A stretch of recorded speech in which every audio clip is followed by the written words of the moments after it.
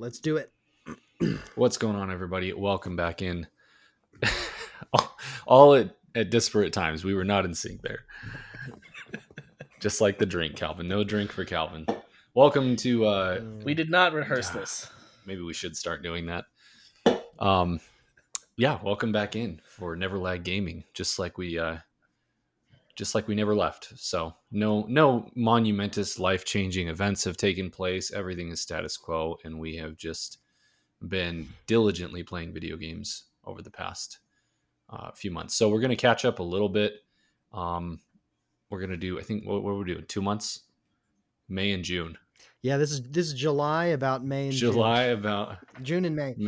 July about June and May. Gosh, you went it's getting straight more to that. Confusing. Yep. Every time. So we're going to do May and June. It will never catch die. up, just hang out. What's new with you guys? How you guys doing?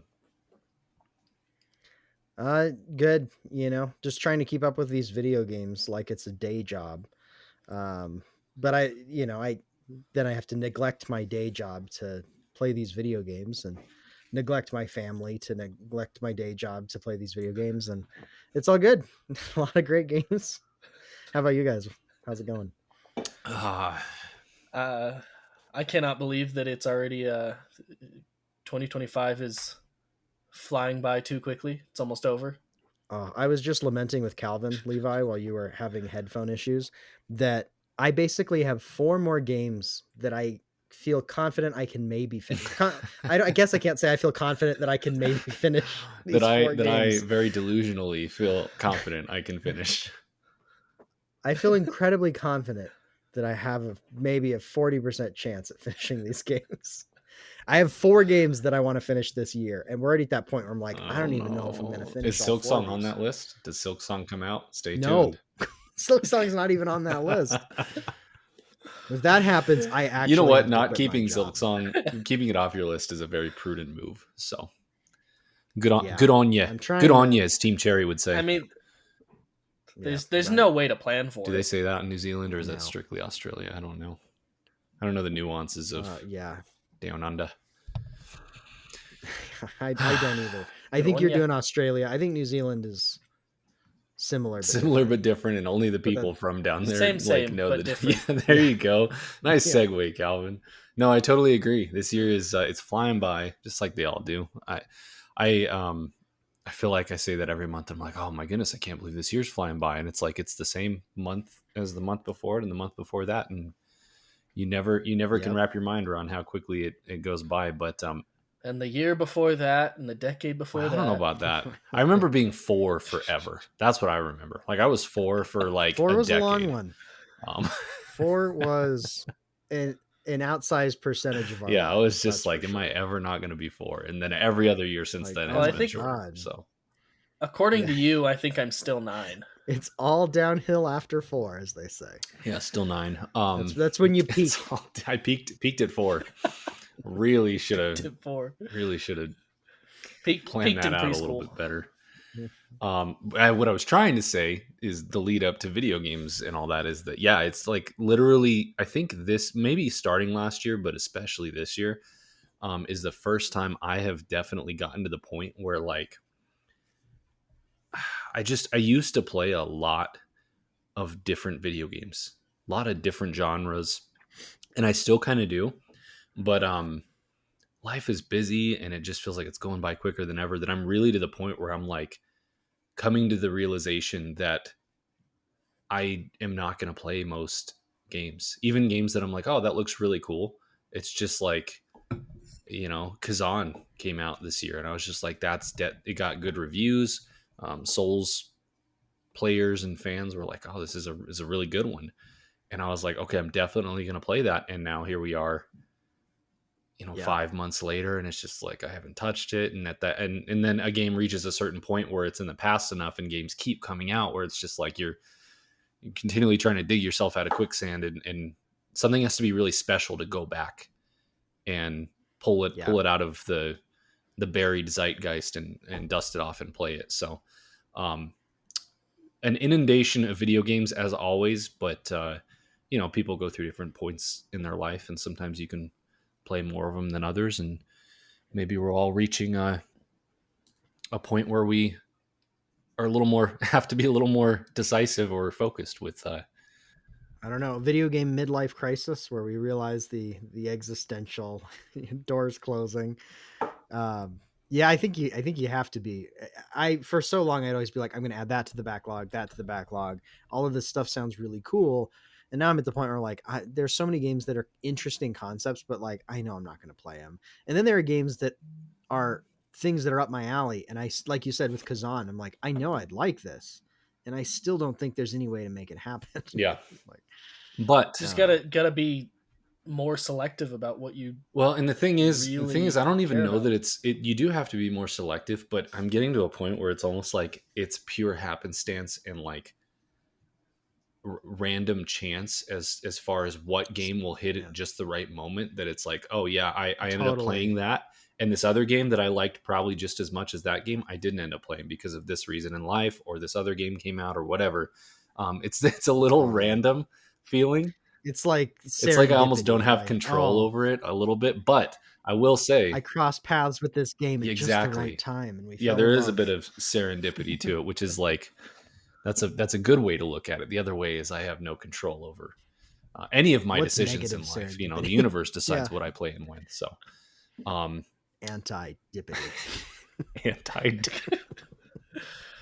It's not late enough for whatever that was. I don't know. I'm pro dippity. I'm studying each form of dippity. Oh gosh, you you completely threw off my segue I was about to make, which is that Sorry. I thought of it and I was like, I have to say I this have to to see say how it this feels. because I'm compelled. I have no choice. Yeah. I don't think it was worth it, but it The happened. dark is So pulling at we me. can proceed with your segue. Well, I was just gonna say that in spite of all of the ranting about no control and anti-dippity, every once in a while a game does come along that transcends that, and I think that's probably where we'll start with May because you guys might have been a little later. I don't remember your timing, but May for me was strictly consumed with Expedition 33, as it was for um, pretty much anyone who has a pulse and plays video games. It kind of took over the world for a solid month there. So, was May the month? Did you guys play it when it came out, or was it a little bit later for you? I started it. I was Yeah.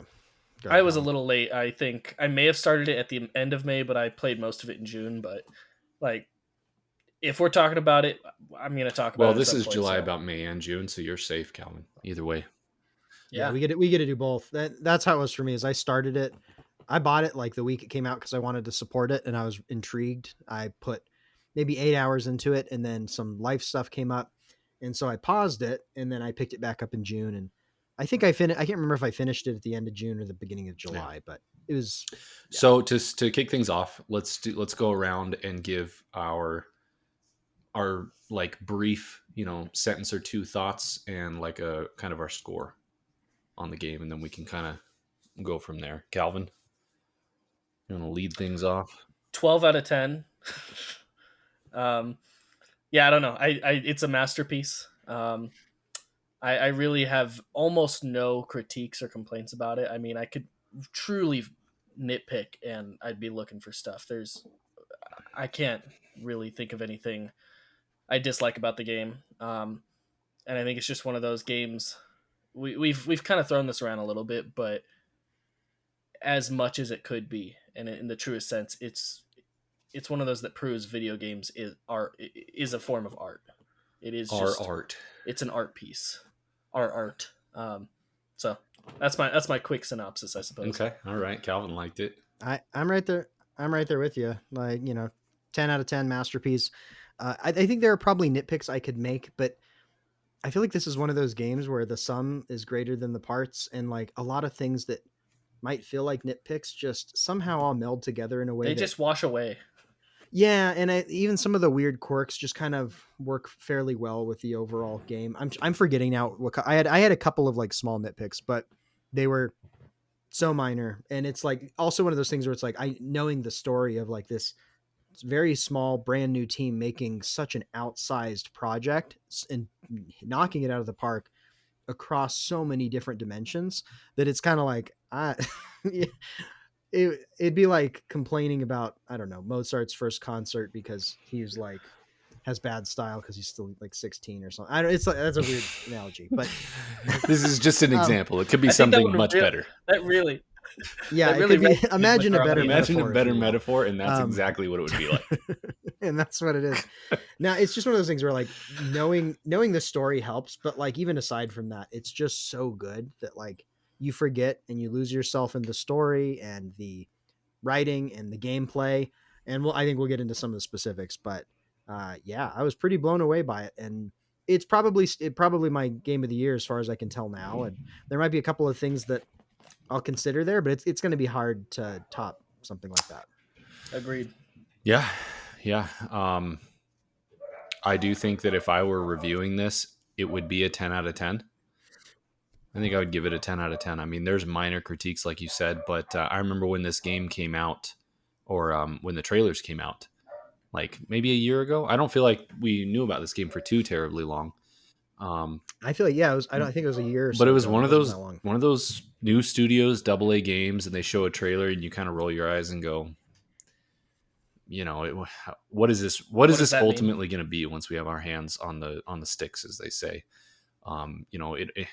This looks too good to be true, and we've seen that a lot where it's like they'll come out and show a trailer, and it's like it comes out or it gets delayed, and it just is a dumpster fire when it comes out. So, truly amazing that they delivered this game as a first-time studio. Really just kind of blown away by everything they accomplished. I don't love turn-based combat in games. There was a time I enjoy some aspects of it, and the party building aspect and some of the strategy involved, but ultimately over the course of a long game, I end up falling off most things. Like Octopath was a struggle for me to finish, even though I thoroughly enjoyed like half of that. It was just I had to kind of push. So I tend to fall off of turn-based games, and this I think revitalized the genre, and just was truly incredible. Yeah, probably game of the year to this point. There will be some competition, some games I haven't played just yet, but seems like we're all on the same page here.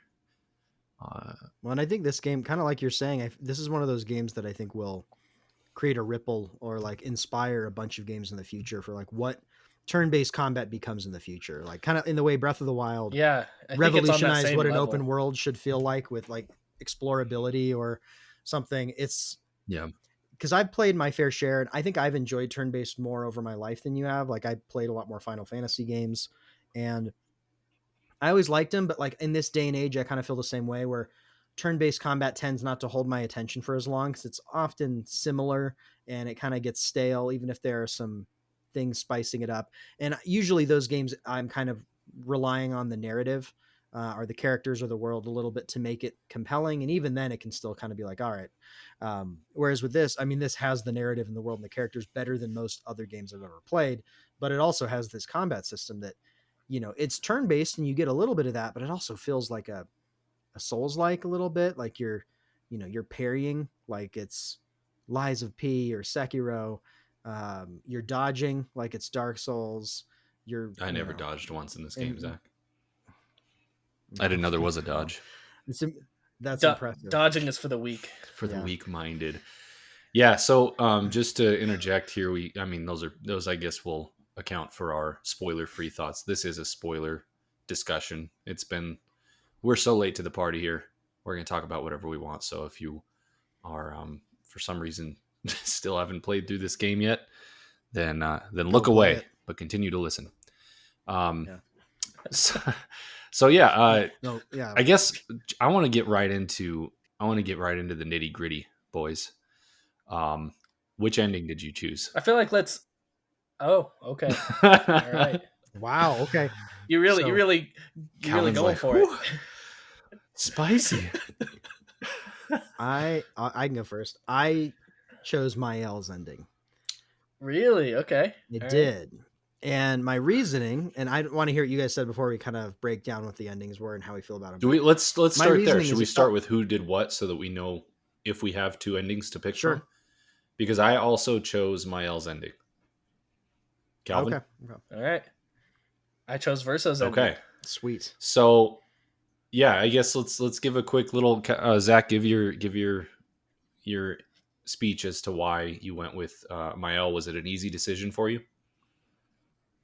Yeah, mainly because it felt like it built it. The overall narrative felt like it was more Mael's story. Like you start off, I mean, another spoiler, you start off as Gustav, and eventually Gustav goes to the great big farm he goes to the nice big farm in in the sky. the paintress's sky. But he's kind of the connection to Mael and like her sort of adoptive father brother figure. And you kind of meet Mael and learn about her through his lens at first, and then the story feels like it grows into Mael's story, and the mystery is very much like what's going on with Mael. What is her connection? She has a very clear connection to some of the strange things with the paintress, and so there's a mystery unfolding about like what is her deal, Sure. and there's clearly more to her.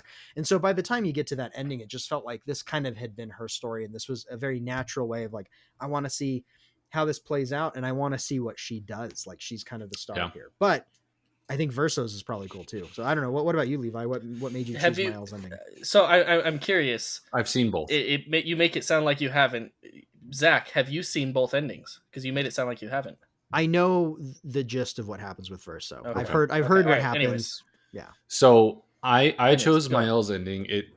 I deliberated for a while, and what's funny is hearing you say that Mael felt like the main character of the second half is interesting to me, because there are clearly three acts to this story, each named after a specific protagonist. True, and Verso is the middle, right? and so I feel like it's the true. dress gold or is the dress blue situation, where it's like I could easily see someone saying Verso is the main character of this story.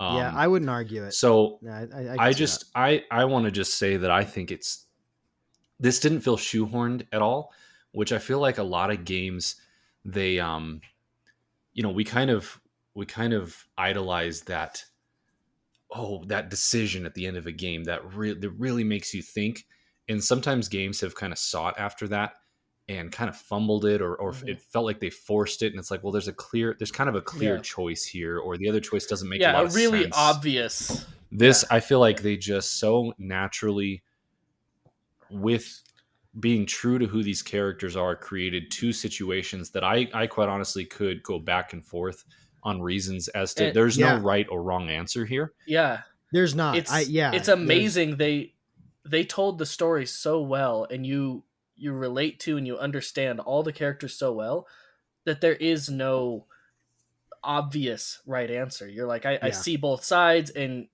both answers have pros and cons, and that's amazing. So I chose. Yeah, neither felt like, oh, this is the good ending, and that's just the. Although I will say, it does feel. If there's one complaint I have about the endings and the way they did it, it feels a little bit like they not lead the witness, because you've already made a decision, but it feels like they lead the witness in what they consider to be the good ending, because Mael's ending is kind of haunting. They really go hard at making you feel like, ooh, this is a fake world. You made the wrong decision. Verso is miserable. Everyone is fake. Nothing is real. Mael is living in this fake world for eternity. It's like, I feel like you went a little too hard. They definitely make it clear what they felt. And that bums me out. I feel like they shouldn't have done that, because to me it does make it feel like they think Verso is the right ending with closure. And I feel like they could have left both. They could have done a hint of like, ooh, this world is not quite right, without going so hard and making you feel like, oh, I chose the wrong one because none of this is real. It felt a little heavy-handed. I'm going to push back. I don't think that felt heavy-handed. I feel like the journey along the way makes you realize how real and vivid all of the characters in the But that's why it feels like a bait and switch. Yeah. Is at the end is that scene of like her face melting and everyone just kind of feels like a painted face, and it feels like a virtual reality. But I didn't feel like everyone else was. I felt like it was draining her, which I feel like is the point. Hmm. Like I feel like the reality is real through the magic. Like it's a real. Those people aren't fake, but her living there is draining her and is not sustainable. So it's kind of this weird situation where Or it's is I it think just it's more Verso's complicated than perspective? it's just a fake Verso ending. is miserable, and he sees That's the real true. Mael. Because Verso is the one that is That's kind the of thing, is trapped and it is suffering in left that to ending. interpretation, so I still don't find complete fault in it, but it did feel heavy-handed in making me feel like, oh, okay, you think the other ending is better. And if you're going to present such a perfect split choice, leave the endings open-ended enough that one kind of feels bad but good and one kind of feels good but bad, instead of it felt a little more Yeah. bad on the Mael side. But anyways, I chose it. I really did empathize with Verso and his thing, but at the end of the day, I chose Mael because, um, like you said, we spent so much time with these characters, and to me, they felt real. Like, who's to decide that they're not real? I don't feel like I have Yeah. enough information to say that this world is not real, you know. I was They've lived, there's been Well, I was generations convinced. yeah, of yeah. people. I was convinced they were real. That's Exactly. why I I feel And I'm took it like just like, as you don't have the there's a right, toll on Mael. to end a universe just because, like, both are true. Like, Yeah. this painting needs to continue to exist, and Mael, you need to go back to your own world and mourn the loss of your brother and have closure. But that's obviously not a choice. Yeah, So Yeah. yeah, That's why it felt balanced enough to me, is because I feel like it is real and there's value there, but I also feel like it's taking a toll and it's not necessarily sustainable. And there's like the cycles of grief conversation that Mael's not facing, that her mom didn't face. So I loved the level yeah, of haunting. But I didn't walk away from it feeling like, oh, it was all fake, it was all a dream. I walked away feeling like I'm convinced through my 40, yeah, 50 hour playthrough or whatever that this is a real place with real people, and Mael is just as trapped as Verso, but in a different way. And she's also trapped due to like her physical yeah. disfigurement in the real world too. And it left me thinking about it, and like there's no good solution, I feel like. And yeah. that's what makes it endlessly fascinating to keep. So Calvin, But with Verso, how come you I feel chose like Verso? they. It's Was that a interesting because I last minute chose switch for Verso's you? ending. No, I don't think so. I did deliberate quite a bit on it. I sat on that screen with the decision for probably at least 5 minutes, just trying to figure out what I wanted to pick. Um, but it's interesting. Even though I chose Verso's ending, I very much resonate with what Zach said about kind of having Mael be the main character in my mind through the second half of the story. I always played as Mael. I ran around as Mael. Like, she was the main character in my eyes through the end of the game. And that And has a lot yet, to do with it, because I didn't I. play Mael until I got to the really hard end game stuff, and I had to basically build her. Mm, My main party was like yeah. Verso, Monoko, and Ciel for most of the game. So my party most of the second half of the game especially was Mael and Verso. So they were both in my party all the time. Same. But I still kind of Mael was the main character to me. Hmm. I think because we started with her. Yeah, same. It was Even though always we started Mael as and Verso. Gustav, yeah, Yeah. we started with Mael and Gustav, so Mael was there from the beginning. But the reason I ultimately chose Verso was because, as much as the game makes it pretty clear that in this world, in with this setup, that these people in the painting are very real. Like, I feel like that's almost the whole point of Act One, is establishing the realness of this world and these people, and that they are real, they deserve to live. But I feel like despite that, the real purpose and message of what was happening was to move on from grief, and that's what was happening to Aline. And Sure. she was destroying herself, she was destroying the people of the canvas were suffering because of her grief, and she needed to move on and she couldn't.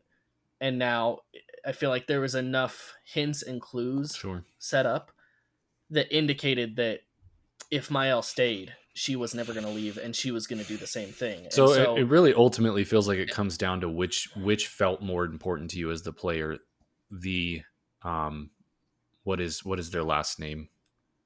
The Desandra. Desandra family moving on, or this world Yeah. being able to continue to exist? Which of those felt more important to you as the character? That's really what it comes And, down to, because you can't have and both. What I liked is, yeah, yeah, and it made that the world you had spent all this time in was the one that wasn't fully real. yeah. And so it's like, do I go It in on puts a you world outside of this it puts you that in the I'd same never position. experienced? Like, Essentially, it puts you as the player in the same position as someone like Mael, who was born and raised in this world. And, until her recent memory came back, this world was all she knew. And she loves these people, and it was real to her until just recently. So very much we experienced the same like switch up as her, and then that decision is a similar feeling Yeah. as she has, I think. It is pretty amazing that a game that spends, I would say, 70 to 80% of its main campaign endearing you to a world, to its characters, to saving this world, can tell such a well-told story in the end that you have a compelling reason to destroy this world at the last second. Like, that's pretty Yeah. yeah, amazing, because I the know. fact that I was sitting That at is that pretty screen and amazing. I was literally 51-49, like I could not decide, that's a testament to the storytelling, because for 85% of this game, it would never cross my mind like, oh, this world needs, I'm going to destroy this world in the end. Yeah. So Yeah. that's pretty wild. Yeah, So that's a good point. to just a little bit more on why I ended up picking versus ending. Because again, I fully was of the mindset that this world was real for all intents and purposes in the ways that matter. The people were real. So it wasn't just like I didn't care about it, but it was the fact that I was convinced by the clues left behind that Mael would go down the same path as Aline. And as we've seen from what Aline did, that would only cause suffering to the painting, anyways. It's not like the painting was likely to live happily ever after in that situation. And if that did happen, Mael stays in the painting forever. She dies that way. I I mean, mean, technically the is suffering was is caused by no. Renault, So or what I'm what's his name? Is saying, that right? Renoir. Renoir. Renoir. What I ultimately the point is, I was convinced that Mael would go down the same path as Aline. She would get stuck Yeah. there. She would never leave. She would likely die in the painting. If his daughter dies in the painting as well, like Calvin's really thinking ahead here. what are the chances that Yeah, Renoir's he is. not gonna fully He erase the played canvas decades anyways? out in his mind. Well, then who's going to stop Renoir? But Yeah, is Renoir's gonna erase the canvas Yeah, if that's Aline fair. dies, or That's totally fair. if Mael dies. I yeah. one Is of there a way? But is there a way for Mael to keep it going? Like, can she find some other solution? And that makes you question, like, Yeah, could there be a that's the sequel to a dilemma. game like this? I don't yeah, know. it's interesting. Well, I actually have thoughts on a sequel that has me Oh. excited. But Well, one thing I want to say is that Renoir is one of the best, most well done villains. yeah, Just He was ever. And Like, what's so interesting he's is- so he well was written, so menacing at and he's first. so intimidating and so evil. And then just like, then even he's not. more than Thanos, because Thanos still, you're like, oh, I see where you're coming from, but Yeah. it's still pretty evil. Renoir, at the end of the Renoir day, you're was like, inscrutable. yeah, you're like, Like, actually, I wow. think he's right. Like, he's like, Yeah, that was such a thing where it's like, I had no idea what his game He's like- was, and then once you finally learn, you're yeah, like, it's like, oh, oh, well, Mael, you're grounded. Get out of the painting. actually, like, yeah, if I I think was- that's probably I know. about right. Like, And another So- thing that I really basically resonated with Renoir's point of view was the fact that even though he was basically willing to destroy the whole canvas to save his own real family, which is quite the decision to make, he was never callous about it. Like, I guess he was at time. Well, no, painted Renoir was. Real Renoir actually showed some that's true. You have to compassion keep it to straight, because the Renoir that we Yeah. meet early in the game is the painted Renoir. He's the one that just kills people. he's Whereas just like the a real protocol Renoir or is a the program. faceless Yeah. one that we find in the hub area, Yeah. who is actually assisting Yeah. the crew to take down the paintress.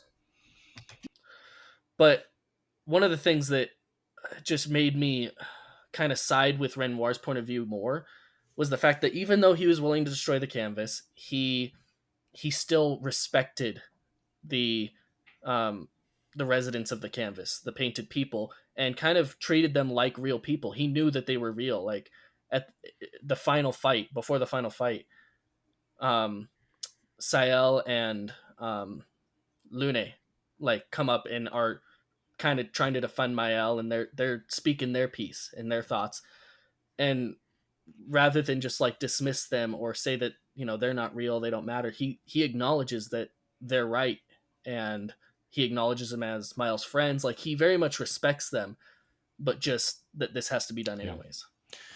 Okay. Before we leave the story to talk about some other stuff that will be connected, I just want to get your 2 cents, because that reveal, I guess it would be at the end of Act 2, which I think surprises everyone with its seeming finality of what you thought the end of Act 3 would be. The end of Act 2, you defeat the Paintress, and then there's this very somber, melancholy ride back to Lumiere, and it just feels very unsettled and like not victorious. It's like, yeah, we just did it. Right, we beat the game. Off? So that reveal, that basically that is when we are revealed to that the world is a painting, right? Is at the start of Act 3. Yeah. How did that go for you guys? History. Because my gut reaction immediately was like, oh, they did the thing. I hate when games do that, where it's like, it was all a dream, it's not real. That was my gut reaction. And then just moments later, and as I processed it over the next hour or that night or whatever, I really, really was impressed and enjoyed the way they did it. It wasn't just a like, we didn't know what to do, everything's a dream. It was very, very finely tuned and well written, in my opinion. But I'm curious how it landed for you guys, because it definitely can have that that reflexive reaction when you find that out. The world you've been in this whole time, oh, it's actually just a painting. I loved it right away, because I felt like they had been building toward it. It's one of those things where it's like, as soon as they started revealing it, it was like, oh my God, of course. Like it explains so much about Renoir and about Verso and about the weirdness of the situation.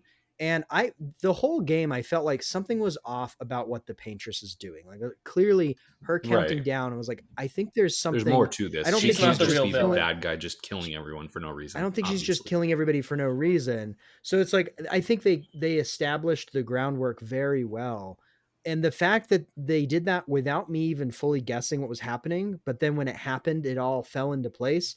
That's the best kind of a reveal, because it's not a rug pull, or like, it's not, I think that, oh, it was all a dream feels cheap because the groundwork isn't laid and it's not satisfying. Whereas this was satisfying because it's like, oh my gosh, I'm invested in Mael, and like now there's such a new dimension added to the Paintress and Renoir, and it expands the universe while still having established how real everything was. And so now I have this sense of dread and anticipation about this world that like I believe in, maybe not being real or being on the verge of destruction.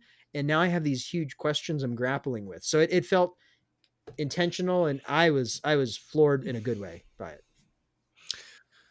Yeah. I'm similar. I'm kind of in between you guys, because I had a little bit of I had a minor reaction, like Levi said, of like, oh, I'm not sure if I like this. But a lot of my reaction was just trying to process it all. I mean, I think my mouth was just agape the entire time.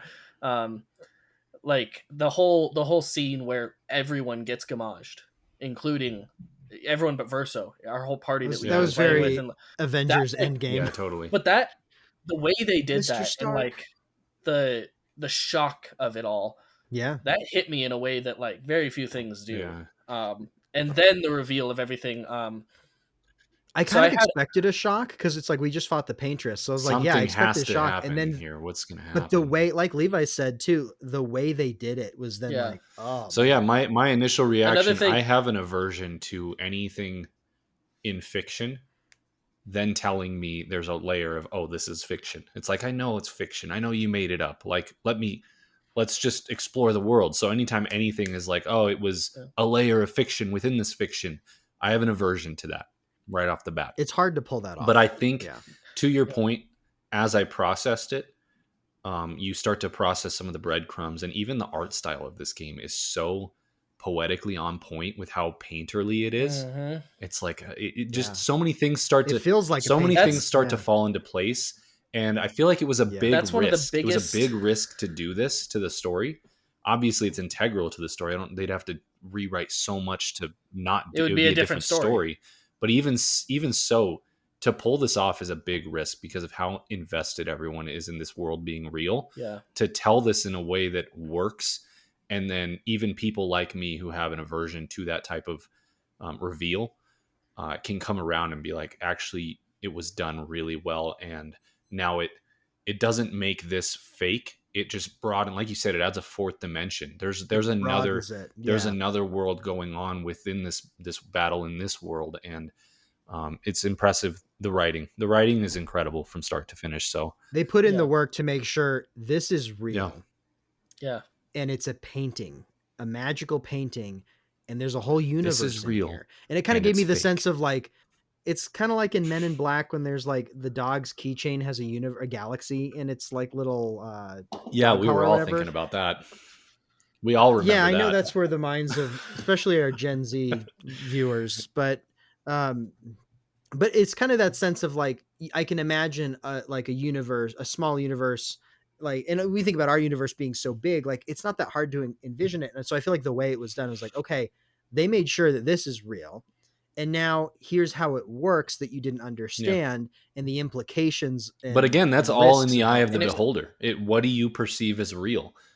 It's very much, it kind of correlates to the AI discussion and robots, and at what point is sentience achieved? And like, are these sentient beings, or are they so well programmed that they can appear sentient? Like, it really just comes down to what you believe about the canvas and the people inside of it. Yeah. Because that's the crux of the ending, and what gives the ending weight, the decision, is whether or not you consider the painting real. Because if you don't consider the 100%. Painting to be real, it's an easy choice. Yeah. But even if you do consider it one way or the other, they do a good enough job that there's uncertainty either way, where you're like, I felt like this is real, but there's a part of me that's like, but that's the entire that's the entire crux of that ending, and the decision is the fact that whether or not the painted world is real and what you believe. So, and they do such a good job, to your point about the reveal of, like Zach kind of said, of up to that point in the game through Act 1, something always feels off. Like just the style of the world, the way, like how very weird surreal. The world is. It's like something always feels like a little weird, even if you never put your finger on it. And then it just kind of clicks with that reveal. And I like the added dimension too. Like, it wasn't just, oh, it's a dream. Cause it's like, it's a painting. And so the surrealness always felt like paint. Like, I don't know. It's just the way they did it, the specific artistic choices they made. It's like, this could have not worked so easily in so many directions, but they made all the right painting. Like it's all just very, they really on the face but it works really well. Yeah. So, and yet we all fall for it. And yet you fall for it. Well, because it's good. We believe them. We believe them in their fiction. We have to suspension of disbelief. How could you not believe Gustav? His charming. Yes. So, so to transition, favorite characters, favorite locations, favorite boss fights. Just anything along those lines. I can start. My favorite location in the game is what's it called? Siren's, like Siren. The area is also called Siren. Well, is that the one with like the dancers? Yeah, that's the big desert coliseum that is probably like the biggest dungeon in the game. It's the one thing where when you go into it, I felt like I feel like I entered an Elden Ring dungeon at this point. Like it was hours long, and it was expansive. kept It was going. beautiful, and very unique. unique. Very unique too. The Like, music, that'll stick in my the music of the boss. I love the music was boss good. that you see it from the beginning, and you're just kind of circling and descending into this Just descending coliseum toward it. and hearing the music, and then the mini boss that you can choose not to fight. Kind of confusing, by the way, on what to do there, but you do want to fight it.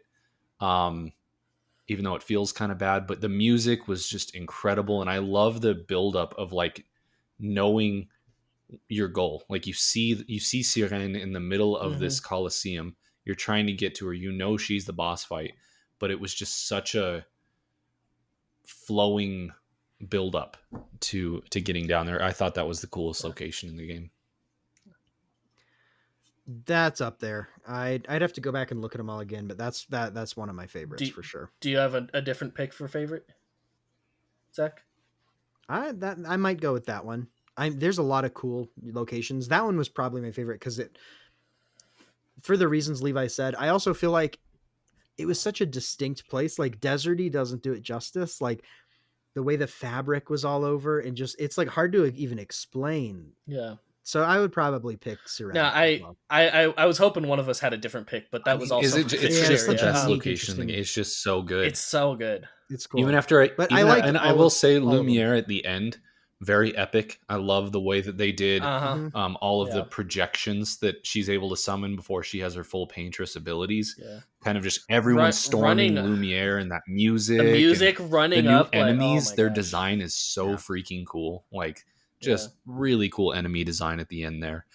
And then I love the Gestrels. Everyone loves the Gestrels. Man, they were just so their little quirky language that's like a mix of complete gibberish with a couple French words and a couple English words thrown in. Just I would never skip them. I would never skip their dialogue because I want to hear them. Which is a testament to how well they were done. And I love their overly aggressive yet friendly demeanor. It's very confusing. They're very friendly, but like also they'll just be like, "All right, I'm done. Go away." I want to fight. Or I want to fight. Like very blunt. They're kind of like it's very French. It's very French, like to be honest with you. That's rust, probably why I loved it. That's probably why I love this game so much. Is that it's so French. Like they just you can tell that they're French. You can tell they love French culture, and they just put it in this game. And we need more French games because it was just so good, so good. Yeah, I have many clips of just like banter or conversations with Gestrels that are just they're so funny, man. Dying. And the only up section, the little beach sections, I loved those. The little random mini games that you would get in every single one were always so weird and just like and just fun. Interesting. And it was a testament to how fun, well this game juggles and oscillates and goes back and forth between like very serious, very tragic situations, but also the levity of like the goofiness that kind of is life. Like life is tragic, but you can't just be tragic 24/7. There still has to be levity. They managed to hit that. I was just saying, one of my favorite moments is when Gustav has to scream the password. That is so good, dude. And he's just like, "What is it?" And like, then he's all "Get out of my way!" Didn't have to yell at me. So good, man. And the fact that he didn't want to do it either. So no, good, he felt bad. Yeah. I feel like the situational humor and like, but also like that contrast worked well because like it was like these are just weird creatures and this is how they're interacting. It wasn't the type of contrast of like some of the more recent Marvel movies where the world is ending and the hero looks at the camera and is like, that's weird or whatever, where it's like it's a different type of humor. It felt situational. It felt true. And that's the biggest testament to the writing is that not one sentence of dialogue in this game felt untrue to the world written or the characters or forced. Like everything felt, if there was humor, it felt like a moment where there could be some levity, like, and then when there were moments, it felt like the type of joke a character would say, or a situation the character found themselves in that was humorous because of who they were and how everyone was reacting. And then and then you would come back to real moments, like after Gustav's death, they have to move on from that pretty quickly. And there's levity, and you meet the Gestrels. I think you've already met the Gestrels, but there's funny No, moments. you meet the But then Gestrels eventually you come back before. to a point where it's like, all right, we need to bury Gustav. Like, people are still processing the loss of Gustav, and it comes back to that in a very real way. And I just feel like it doesn't forget the the grief pacing and or the the writing trauma. is just phenomenal in this game, and everything is so Mhm. believable. So, And it feels consequential, and I think that adds to the world feeling real. Is it doesn't just, the story has a weight and gravity where it's like, yeah, there's levity and humor and light, but then there are consequences, and there's permanent like Gustav's yeah. death and loss was permanent, and you carry these things with you so that by the time you get to the ending, it's like, I've endured all of this. This is And that real. follows true with every single character. Like, the more that you spend time with Lune and Ciel, you Yeah.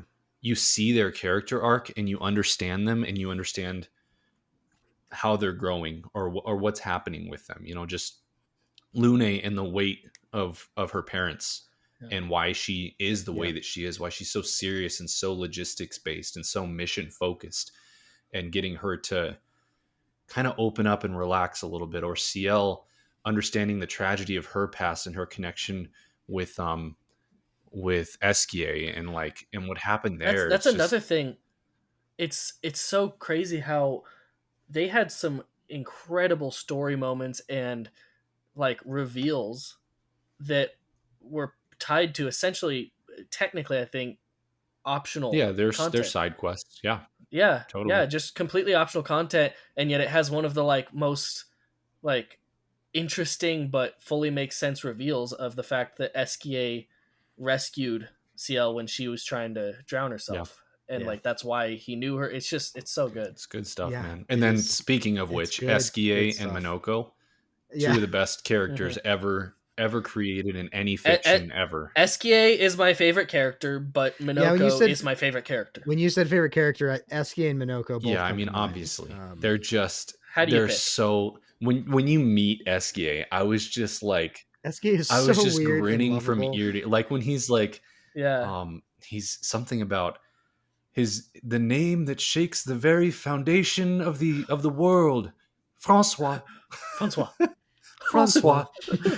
Yeah, and He's my like the neighbor. way the actor does inflections. He's Francois. like, let me guess, he's in voice some they sort of like Nevron infested forest. Oh no, he's my neighbor. No, he's right over there. Just He's my from neighbor. drop one, he is the Francois. best character, and it's Yeah, just right like, away. It was like, oh my god, he's so time so for a good. swim. time for a swim Yeah. swim. Eskie. Back to the ending and like the painted world and it being predicated on the Desandra family and like Verso's childhood. Learning what Eskie is, that was another thing where I'm like, Mhm. Eskie is so weird, and I love a weird, lovable, goofy guy who's powerful. Like, that's good on its own. I would have been satisfied even if they hadn't explained it. But then learning that like he's kind of like Yeah. Verso's like growing up imaginary friend or something. Yeah. And you know what's, Like- Same with you Minoko, actually like- see, And I don't know if you guys noticed, there's a it adds- plushie of oh. Esquier in the mansion. So Yes. he is literally one of Verso's like childhood toys, and that's why he they was exist he was in a the world. childhood toy that he created in the world as his friend. And that makes it real to me too. And having kids too, and seeing that Like, like they're that real to you as a kid. is a weird Yeah. little detail, but like, oh, that actually learning he was Verso's little like toy and friend, I was like, oh, and he became like, this awesome character you're flying around so, on. Like, oh. Speaking, tying all this in, speaking of endings again, and with Verso's ending, that was one of the biggest like gut punches. Was there's a few with Verso's ending especially, but when Verso is like getting ready to stop painting and destroy the canvas, Esquier and Minoko come in, and he like they all do like this. Big So did group you hug watch and just, like, Verso's say ending, goodbye. Zach? I haven't Dude, watched you have it. to watch you gotta it. watch Yeah, it. it is I not the will same. watch You it. have I you should should have have done done it a before save. this. Oh my gosh, because I read a couple bullet my points. favorite part of Verso's ending is Lune. Dude, when Lune walks in, Uh-huh. because like Mhm. Ciel and She doesn't walk in. she kind of Walk does, in. but like Ciel and No, the she rest of the stands crew, outside. they're kind of like, we get it, a little bit, like they're upset, but Lune, like, just kind of in She's the pissed. portal, whatever, to the world, she just like stares daggers at Verso, like just seething on the inside. And it's just so real, so true to her character. And in that moment, for whatever reason, you picked Verso. Like, you had your reasons, and they were compelling reasons. But in that moment, you're looking at Lune, and you're just like, "Oh, I screwed up," like, "Oh, I messed up." And then SK Yeah. SK and like, Monoko, characters reacting differently. and true to their man. character. And then SK and Monoko come in and they hug Verso, and then you get the scene of And go ahead. I was gonna say that all makes sense too with SK and Minoko, and the fact that they're very much okay with Verso's decision, because that's what they were created for, and they're serving their purpose to be Verso's friends, to be his companions, and they're right there. And then with the him, final so. scene is all of the family around Verso's grave actually getting closure. So I do maintain that the endings do feel weighted toward which one feels like the better ending, and I wish it were a little less weighted. That's my feeling, but both endings are so good. They're still really good in their own way. Yeah. We need to move on a little bit, but I have so much more to talk about. The music in this game is 12 out of 10 as well. Like, just Amazing. I've been listening to these tracks. They're just all so good. I think of like Monoko. When you first meet so much Monoko, when you range. fight him, that yeah. it's just so good. It goes into like this hardcore Into the jazz jazz. song. The saxophone. The way the way they merge orchestral singing and music with like pop beats and like not EDM, but just like, it's crazy how well it all works, and it feels none of it feels like different genres. It feels like it comes together to be Expedition 33. Like, it just, there's so much range, and yet it's all cohesive somehow. It's incredible. The composition is really impressive, and it's crazy that the composer, he was just a music teacher who put like a sample of something he made on. Did like you watch? Forum. Okay, did you watch Yeah, Skillup's I did. documentary? This is not a review; it's a documentary. Incredible. Like, we've all heard the stuff circulating about like, oh, he found the music guy on SoundCloud, and he found the writer on Reddit, and it's like, okay, how much of this is true? How much of this is kind of internet telephone? But him going into it, like, legitimately, he found this composer not on SoundCloud, but on an even less well-known website, like of a happenstance. obscure forum that no one else Yeah, was like. and he did find that, like, what was it? It was like 11 people were on it, like almost. And no he one did was find the writer on Reddit, but only because she Yeah. initially agreed to be a voice actor. And then and she wasn't even a professional voice actor. She Yeah. was just like doing stuff for So, fun. dude, the during way COVID. this team came together, she was like wildly is just overqualified like, for anything. it is truly unfathomable. It's one of those things where it's unfathomable. Like, how did this team of like superheroes? This is like Ocean's 11 on crack somehow. Like, except they didn't know but each none of other, them and have they ever did. done any of this before. It's They've wild, never met, dude. None of them have ever done this. Literally one in a million. The one in a story billion. is insane. So it's crazy. Back to the game. The overworld.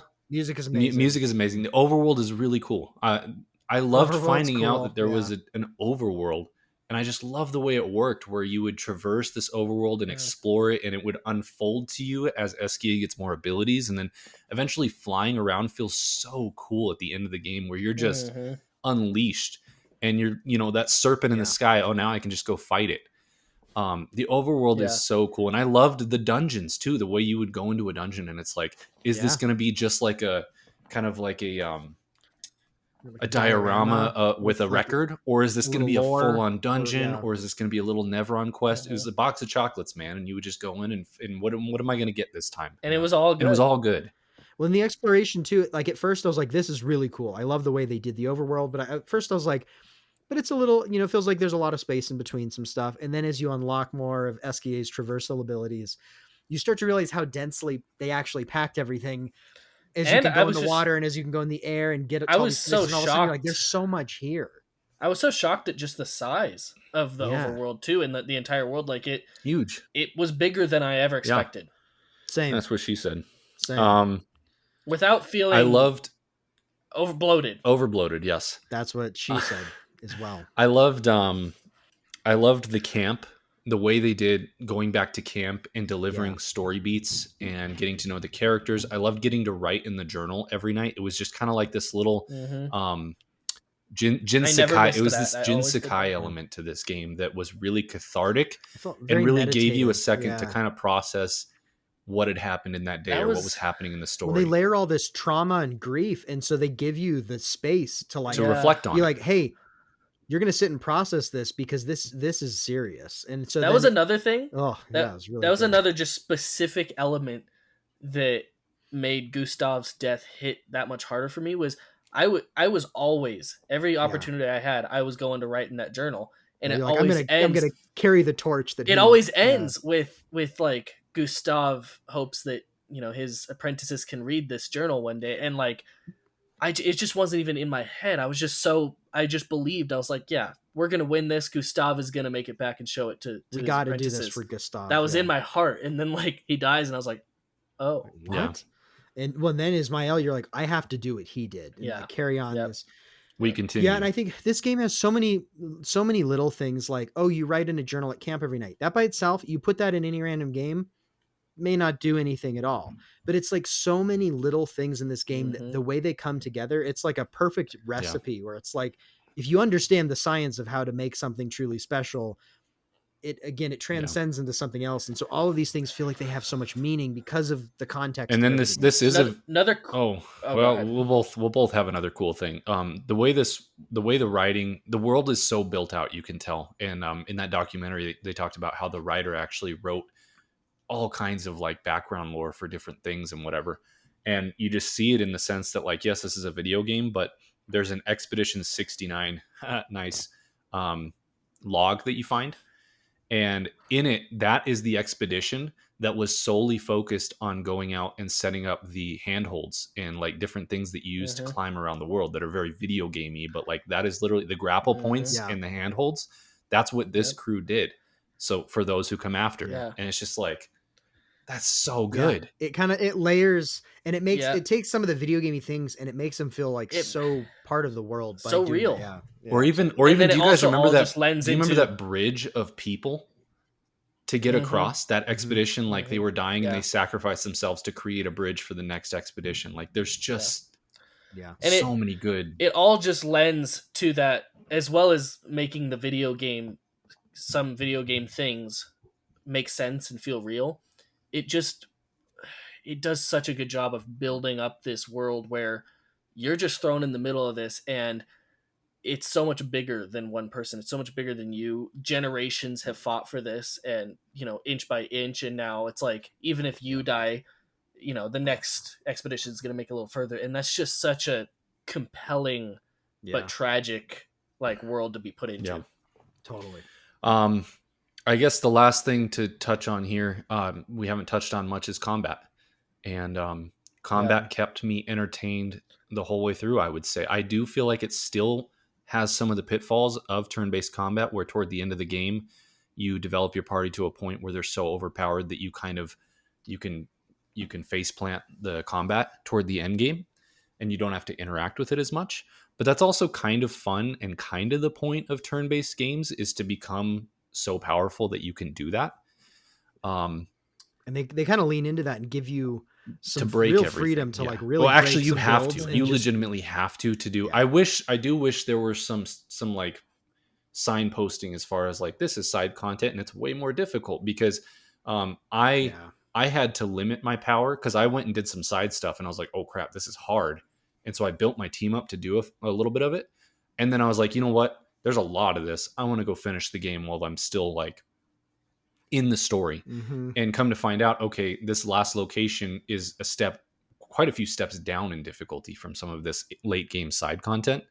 And I didn't want to just like destroy Renoir and end the game. So I actually, a friend of mine had that issue. yeah, and I feel like a lot of people could have that. If she did all if the you do all the side side stuff and then you go fight yeah. Renoir, you are going to absolutely destroy. Like, it will Just not even demolish be him. Yeah. an ending feeling fight, and that's a bummer and a real problem for people who play it that way. But the combat was fantastic. I thought the parrying, it just was so satisfying. Getting the multiple parrying parries and then the felt group so attack. good.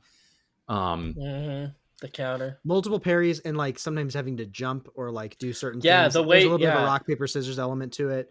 Yeah, yeah, and then attacks that had like multiple things where, you know, you're parrying multiple times, you have to jump, and then yeah, maybe there's even one where you have to dodge. Like and then it's getting the counterattack, like you said, Yeah. Levi, and like, and sometimes like that really being how you have to fight something where you're like, in order for me to effectively take this down, I got to get the counterattacks in, and so I got to get all the parries right. And I like the feeling of that anyway, but it really trains you to do that. And I will say, I started Lies of P a while ago, and then I went back to it after playing some Expedition 33, and my parries It makes were you better at Souls fairly on links. point, It's like funny. because I had practiced.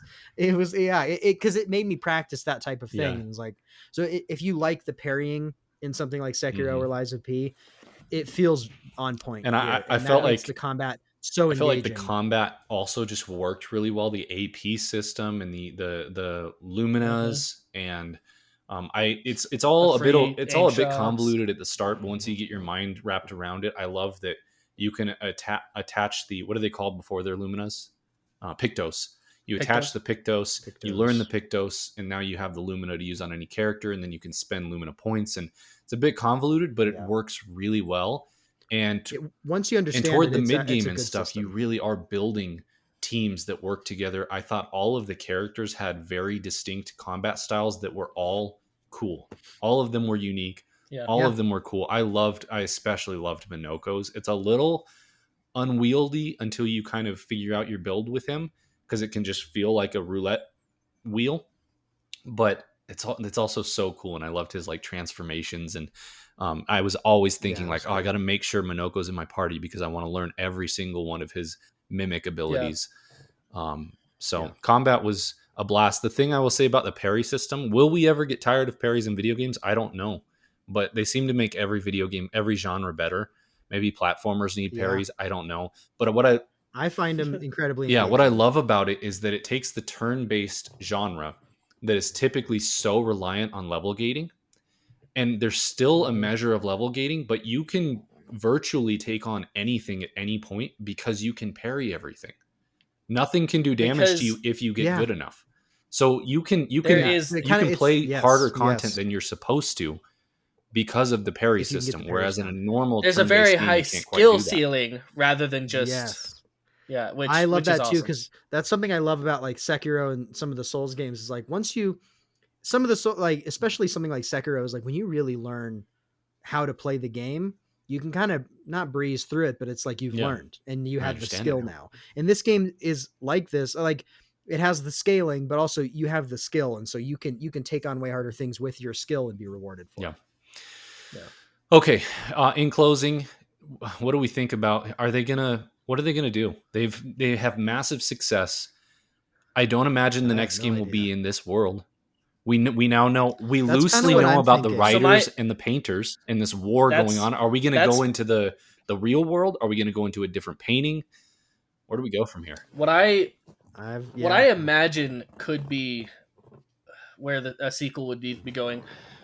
I feel like it either has to be in the real world potentially, or there's so much very vaguely talked about happening in the real world between the painters and the writers, and we know about this war going on, but we know very little about it. And so this whole game was in the Yeah. painting, and we know about the painter's powers. Potentially, the next game has a lot more to do with the writers and That's kind whatever of, a world that the yeah. writers And have what does that created look somehow. like? I don't And know. I'm yeah, we don't excited. know, I I'm but mean, excited and scared because I think for me, yeah, I feel like absolutely. this game is perfect. Put a bow on it. Don't touch it. Don't touch it ever again. Don't, yeah. like, if you need to make another game in this universe, have it be somewhere else on the planet in a different story, in a different painting. Like, Different don't touch family, this at all different because it's so people. perfect. No, we Yeah. don't know about the war between the writers and the painters. We could Agreed. learn more about Agreed. We that. may not We need could to. learn more about Yeah. that loosely through a completely different story. And we don't know what Mael had to do with Verso's death with the writers and how she accidentally caused this fire. We don't know a lot of stuff, but we know enough that this story is complete to me.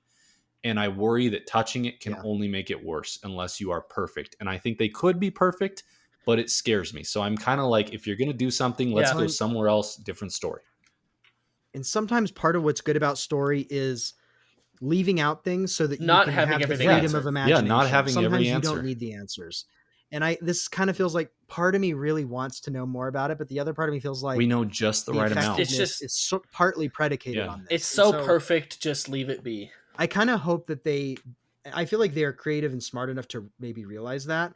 And what I hope they do is try something maybe mechanically that has some similarities with like the parry turn-based stuff, but maybe look at something totally new, like new ideas. And I think something they did so well with Expedition 33 is they thought thematically from the ground up of like, okay, we have this type of combat system and we want this game to be about, we have the story of like paintings and paintress, and they wove it all together into the mechanics and the way the game is. I feel like they could do something with something new, Sure. where it's like, let's take something new, weave that into new mechanics. And I would like And to that's see not what they that's do. not the They that's not the absolutely- money decision, that's the artistic decision. But the beauty is that that's what the studio is founded off of. Is they're just the studio that wanted Yes, to do what that's they why I could want see to it do happening. for artistic reasons. Yeah. So I really hope they do that. Yeah, I want this to be an isolated personal story. At the end of the day, that we get some context of the greater world with the writers and the painters, but 99.9% of this game is a personal story about the Renoirs and the people within this painting. Yeah. And I just want this. Desandres. Oh, I'm sorry, the Desandres. Yeah, Renoir. Renoirs. Yeah, Desandre Renoir. Renoir. Bond. Anyways, I just feel like this is a personal story, and they've created a universe that is so fascinating, and I want them to do more in the universe. But I feel like we can leave the Desandres alone and go somewhere else. We don't want the Skywalker effect. Totally, Like, oh, exactly. more Like Skywalkers, we don't need more 3 games Palpatines. about the Desandres. Yeah. Like this was perfect. Let's Yeah. go somewhere else in the I universe agree. and explore more I about feel how like- everything works and a different personal story about If a we ever different family or whatever, you know? Yeah, agreed. Like a cameo from a future Mael maybe in something cool, but like let's have a new She's story. like, about I'm it. Mael Skywalker. Mael what? Skywalker. Mael. Really, really quickly, you kind of also set up discussing favorite boss, but we never did that. Yeah. Zach, start with you. Do you have a favorite Oh, boss? man. I should have thought of this beforehand. I honestly don't know. There's a few I liked. The various Renoir fights were really Desandre. cool in different ways. Renoir. The music for the second Renoir fight inside the monolith was, it went hard. I mean, yeah. life changing. Mine's the It was good. duelist. I mean, Yeah, that that's like one the was most cool. Dark It's like Souls Darth boss. Vader, Like, That was Dark such a Souls. Dark Like Souls it's boss. just so cool. His visual it's design. Pontiff is the coolest thing. Sullivan. Like, it's so cool. Yeah, it felt very Pontiff Sullivan. I like That was the one a moment lot. in the game where I was the like, lamp, oh, the snap, lamp here guy, we the go. lamplighter, the first big boss before Lampmaster. Lampmaster, whatever. That was a cool fight. That was the first time where I was like, oh, they're getting really creative with these boss fights. Like, Mhm. Yeah. I thought the paintress was The pretty Paintress cool. was like, really cool. Visually, not a Yeah, letdown at all as it's far hard as to the say. final Amazing boss fight. or whatever. So is yours Simon, Calvin? And then I know I haven't fought Yes. Simon yet, but I know. So about you him. know about Simon though, right? I do know of him. Simon is Yeah. So Simon is my favorite fight in the he's game. brutal. Simon is. I feel like he can be a bit controversial or like polarizing, maybe, because he is very, very difficult, Mhm. and I feel like a lot of people that did fight Simon, I feel like there's a minority, a small minority of people that chose to engage with him properly and fight him legit. Well, And you not could like argue cheese what's it or properly anything. And- he's so broken that Yeah, that's true. That's true. You know, but I feel like yeah. there's it's a minority that that fought actually him like fought an him actual fight. and parried Most him. people either like, bounced and- off of and his beat fight him because they were normally. like, "What the heck?" Yeah, Or they went to YouTube They either and they were bounced like, off- "I need to do 40 million. I need to do They built 80 a million one-shot damage build. in one Yeah. hit." Yeah, I need to hit him once before he can kill us. So, yeah. so I think most people had that experience where they just didn't fight him, or they YouTubed a one-shot build and cheesed him. Yeah. And I get it because he is that intense. But It's like an orphan of Kos type. Yeah, way way more. more. Like, I don't know, I more. haven't fought Orphan more. Cost, but Um, more. Orphan of Kos was hard. He's So more. if He's more. Wow.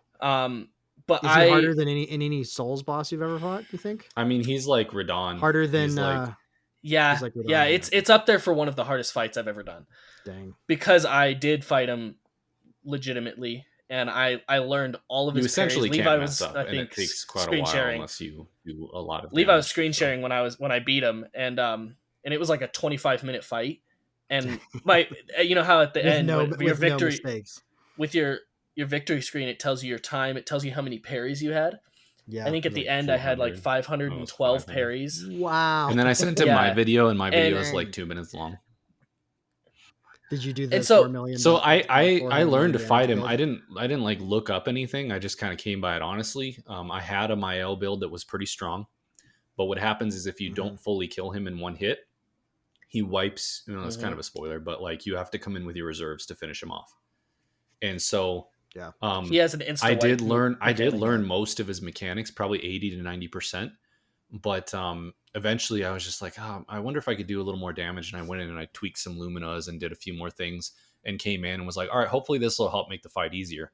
And then I got the crit I needed and just killed him in one hit. And I was like, oh, all right, cool. Okay. That works. Yeah. That was easy. But I really feel like I fully get that like he's just that brutal, and most people did not engage with him on that level. But I think for any who do and have that patience or whatever, It's satisfying. I think he's probably very high on those people's list. And Yeah. he's a top 10 fight for me, for boss for me, absolutely. Jeez. And what was so cool is learning to like parry all of his moves and beat him in that way was one of the most satisfying things I've done. And then it was also really just fun and satisfying because I ended up for the platinum, I screwed something up. I had to fight him in New Game Plus, which is Harder. classic Calvin way harder. mistake. In regular in the main playthrough, I think his health pool is around 10 million. In New Game Plus, his health pool is 100 million, I think. Oh, so it's not. It's yeah, like or something. more, I might have that a lot, but I 10x believe it's 100 a lot. million. I feel I like believe his health pool in the main New game is Plus. like 40 million. It may have been 50. Yeah. Been 50. Yeah, it's okay, but still more than double.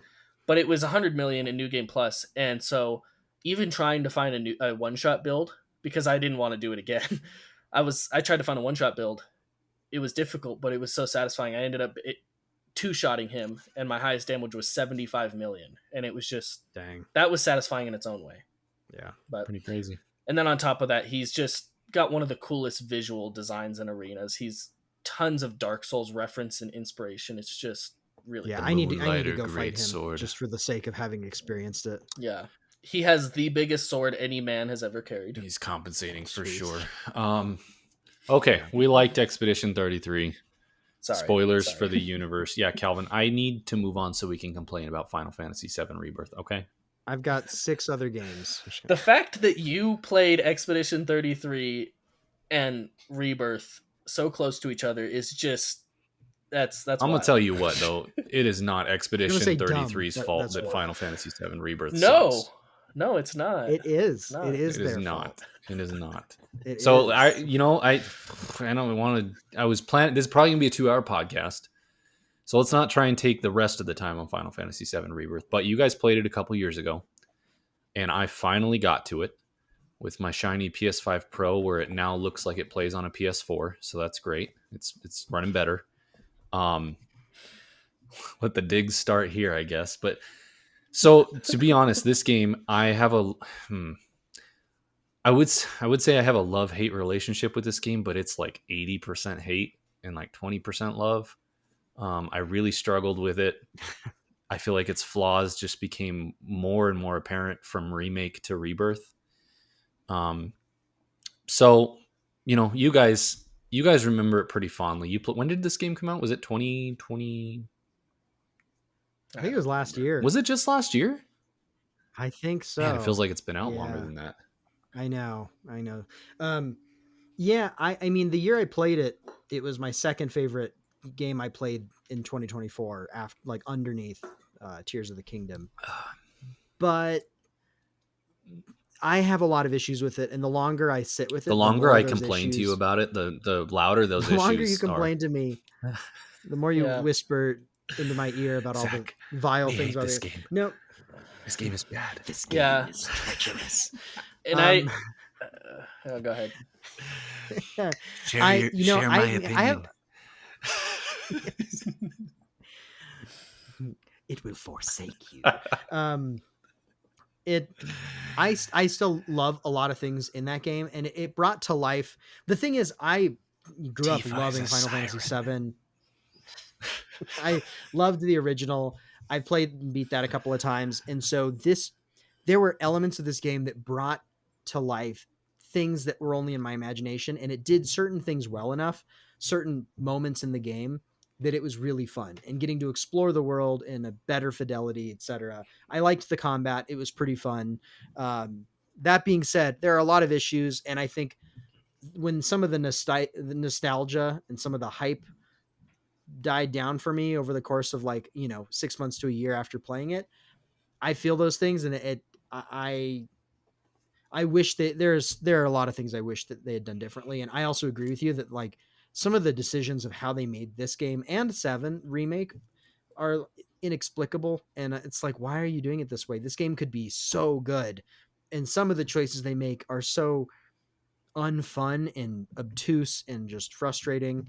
Yeah. So yeah, I'm with Well, you. We go off on all your issues. let me give a little context for my playthrough, and you guys can tell me why I'm wrong or if you disagree or whatever. But like, for starters, this game is got to be like 30 to 50 hours longer than it needs to be. Um, I don't remember 100%, but I feel like remake was 20 to 30 hours. I'm pretty sure it was in that ballpark. And this game, granted, I was doing pretty much all the side content for the first couple chapters, but then I was like, screw this, I'm booking through this game. It still took me like 90 hours to beat this game. Like, this game is way, Yeah. way, way too long for how poorly designed it is, for like lack of a more eloquent way of saying it. Like, it is just so, its design systems are so antiquated, and it's a shame for a game that's Mm-hmm. being remade because people love the original so much. In some ways they're Yeah. delivering and it's fantastic, but it's a shame that so many of these systems feel like a decade old, if not more. Like, there's just so many Yeah. cumbersome systems in this game specifically. Rebirth has systems on systems on systems that take hours to understand in combat and stuff, whereas like remake, I feel like it did such a great job of, we've kind of talked about how it's the inverse of Expedition 33's combat. It's real time action with turn based elements as opposed to flipping that inside out. And both are really cool. I really like elements of both. I kind of want spin-offs. I want other games to emulate both of these because I like elements of them. But I feel like remake, it had that core idea and it kind of kept it simple for most of remake, and you got to really just enjoy the real time turn based, synergy. And in this game, it's like, they're like, but what if you also leveled up this and leveled up that, and then your characters had synergy abilities, and then they also had synergy abilities that are activatable in real time all the time, and then you upgrade your weapons. And it's just like, there's so many systems in this combat that Yeah. they kind of lost the plot and convoluted everything. um i hate I hate the way these games are designed when it comes to quests. I hate that I feel like I have to read a freaking blueprint ahead of time to make sure I'm navigating these quests properly. There's so many quests where, only because I've played remake and I know the way that they design these things, I won't turn a quest in because I'll be like, that'll be the bad ending or outcome to this quest if I turn it in right now, even though my objective says go and turn this in. I need to scour this map for the other two MacGuffins, and then I'll get the perfect outcome for this quest. And there's no Yeah. overt way that they tell you that. It's literally just like, you just have to know. That drives me nuts. And then at the end of the day, this game is best when it's focusing on the characters, because the characters are great, minus Yuffie, and slightly minus um, Kate Sith, who has some moments that I truly despise. Even though, if he were just like a character off screen, I'm totally cool with him. But the fact that he infiltrates your party and has heinous combat style, really drove me nuts. But His like the combat sucked, characters, Tifa, Barrett, everyone but Cloud. Cloud is horrible in this game, but like I really would have loved to see. I don't know how the original is because it's obviously such an old game. Some character arc for Cloud would be nice. Like he is such a piece of milk toast. He's a little bit milquetoast in the original, Like but I come feel on, like it's bro. worse in Like this for some show reason. show some and I feel like development, show some sort of like sentience or sapience.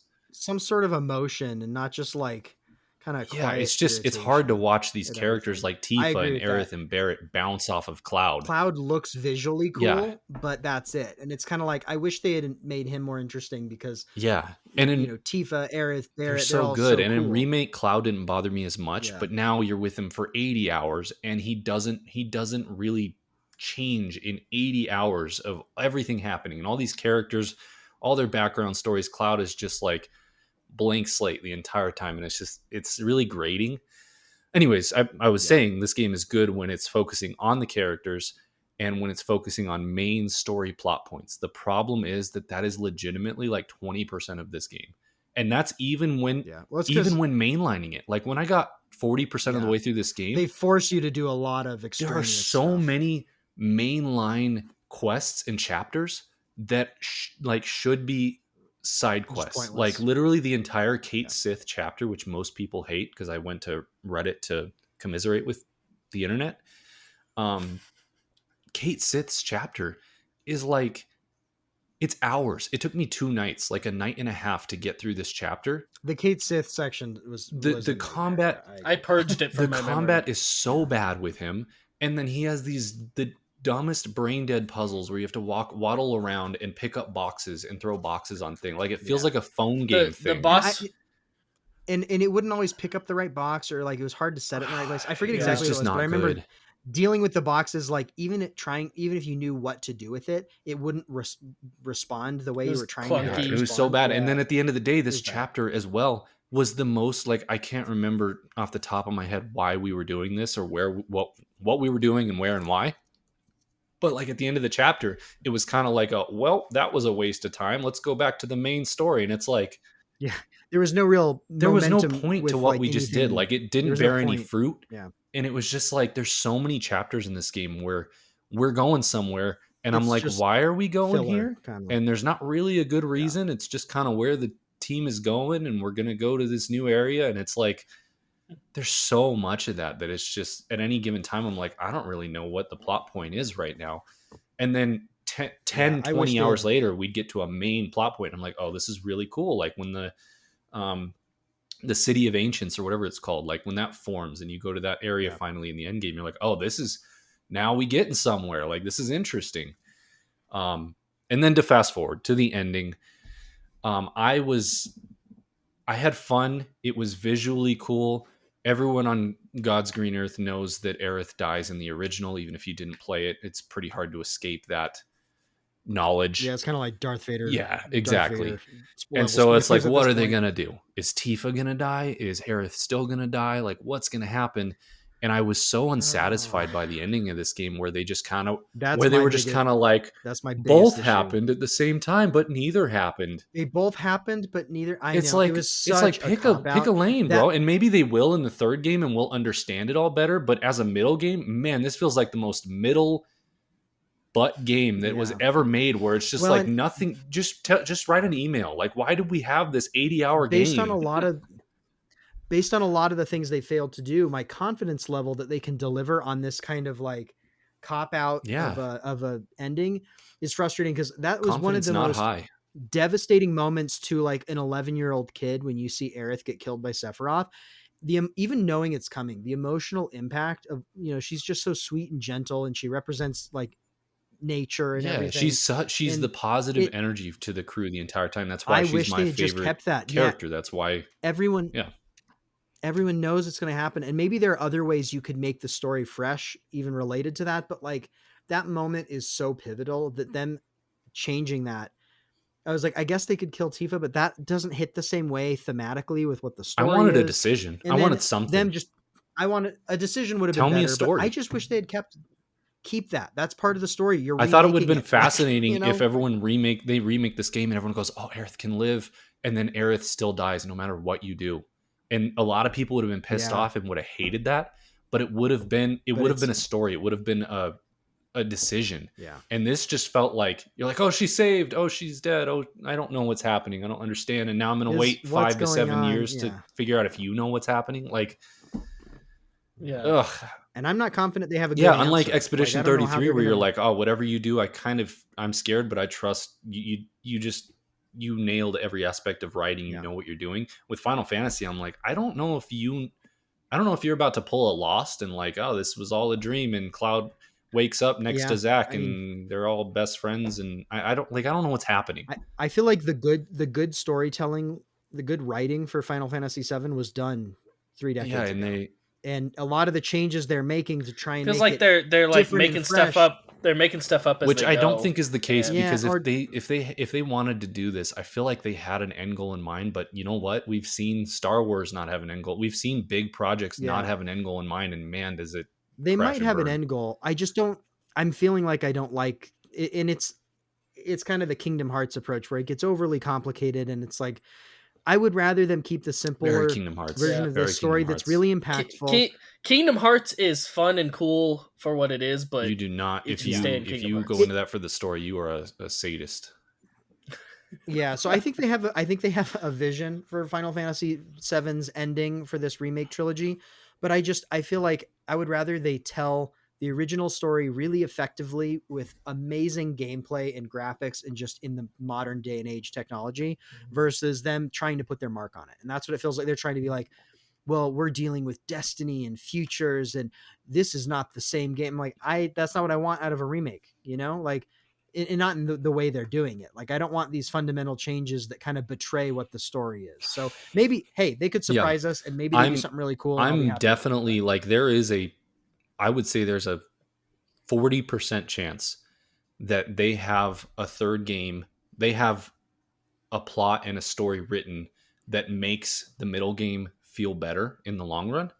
But right now, all we have is this middle game, and man, does it feel like a middle game. It just feels, it feels really like the weakest. It's going to be the weakest of the bunch. It didn't ultimately tell much of anything when it comes to a story. It kind of waffled back and forth between two, and it was just way outstayed its welcome. So it's crazy because Remake was it was either my game of the year or it was runner up in the year that it came out. I don't remember, but it was in the top 2 discussion, and there is not a shot that Rebirth is in my top 10 this year. Like, not even a chance, because I legitimately had the YouTube thought from about the 60% onward of the story of like, do I just YouTube this, or sunk cost fallacy? Do I finish this? It's not a good sign. And I was pushing, and when I finished it, I was so relieved to go play other things that I was having more fun with. So I hate to be like that negative about it, but man, it was just just brutal to play. Like, there were moments of fun, but it's not worth the 15 hours of fun is not worth 90 hours. Like, there's no better way to put that. Yeah. I had more fun. I had more fun with it than you did. And I think if you love Final Fantasy VII, it's worth playing, but I think there are big drawbacks. And I think there are going to be, even if you like Final Fantasy VII, I think you're going to run up against this feeling frequently over a long period of time. And that is a problem. I also enjoyed it more than you, but all of its issues, especially now having played something like Expedition 33, I think by far its biggest crime, and something the one thing, if anything, they need to fix with the next game, which I just don't have the confidence they will, is that how much time it wastes. It's just, it's clearly getting worse exponentially, because we had that complaint about Remake, and now this game is triple the size with less story and less content, honestly, or less like meaningful development. The only hope is that the resounding success and love of Expedition 33 could, mean some changes from them. I mean, I think that game's already their third's almost done by this point. More than half baked. Yeah, I think what it is. I was just trying to have some hope. Yeah, no, there's no hope, Calvin. Come on. Get over that. No, I think this game should have been one 80-hour game, or maybe like 2 medium-sized games or something, like 3 Yeah, 80-hour. breaking this Yeah. I into guess 3 the first clearly one was was like too 40 much. to 50. But yeah, So when much bloat. too much bloat. Yeah, and they're big. Like the original game was 3 discs. That was a huge deal, but it was one game, and it wasn't like 300 hours. I forget I exactly know how long it was, but we're even gonna if be it was 200 70 to 80 hours into hours, this that was game the one by the game. time it's done. Yeah, like this could have been done And in that's this could have been one 80 yeah, hour game, or it could have been 2 50-hour 100%. games, and I think that would have been I fine. honestly feel like So, maybe they should have.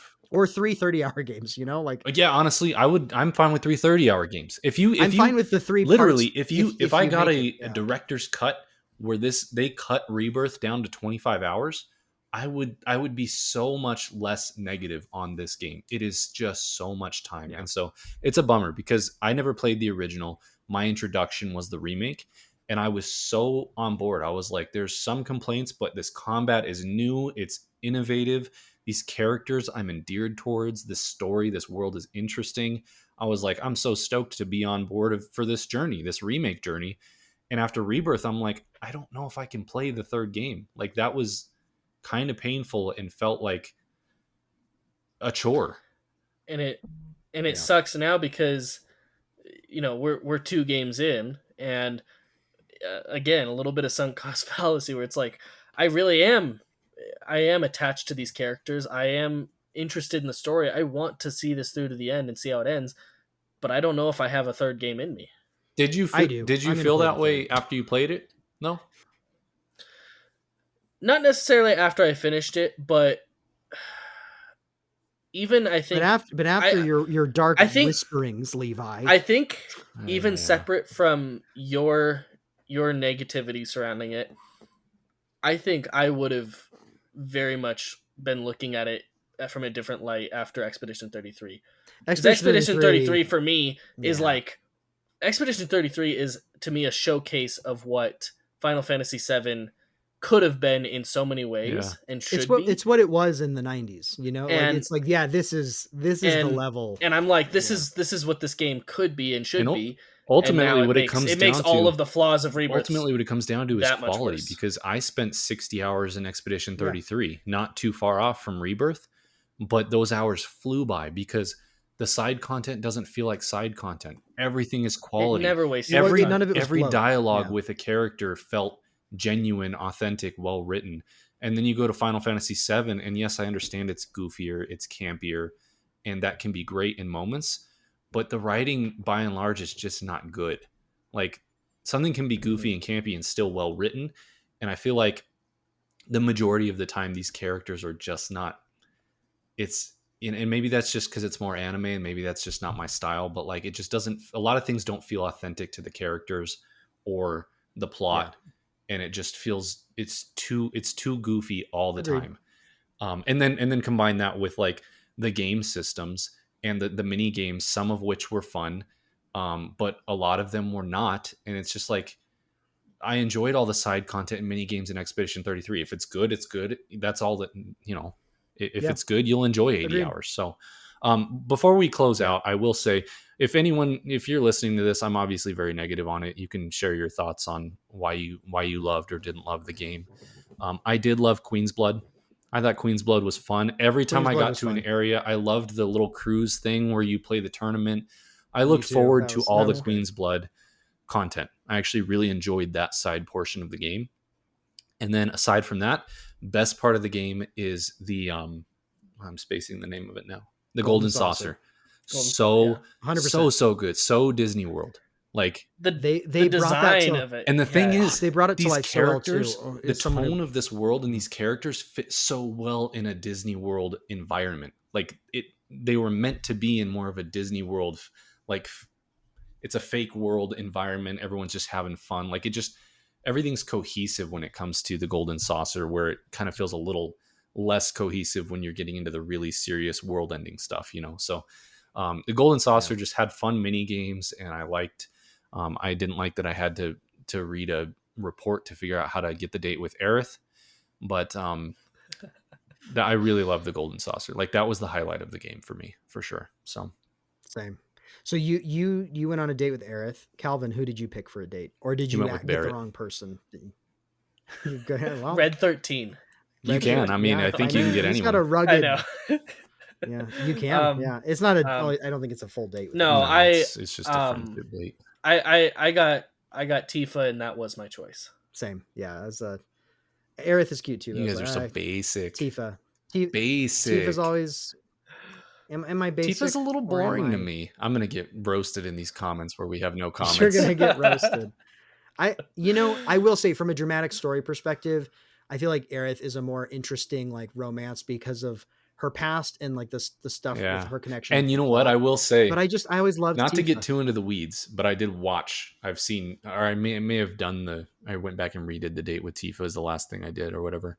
I actually feel like the date with Tifa and Cloud feels a little off.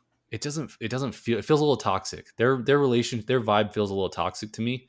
Whereas like, I don't think Cloud could that's have a true. That's non-toxic true. But I will relationship. say the date with Aerith, I was upset there's no kiss. Which That actually bums me. I shouldn't be because it's You Cloud. told me Who that. cares? Honestly, after this game, I'm like, No, but forget Cloud kind Cloud. of becomes a You know stand-in what, for you. Aerith, So you it's need like to go back to Zach. He's way cooler. Like Zach and Aerith, Zach let's is do cool. that. Yeah. Um, Zach but is cool. the date with you Aerith should does do that. feel more genuine, actually. Like it feels deeper. And like Yeah. almost you can almost get a hint of some character relationship development between him and Aerith.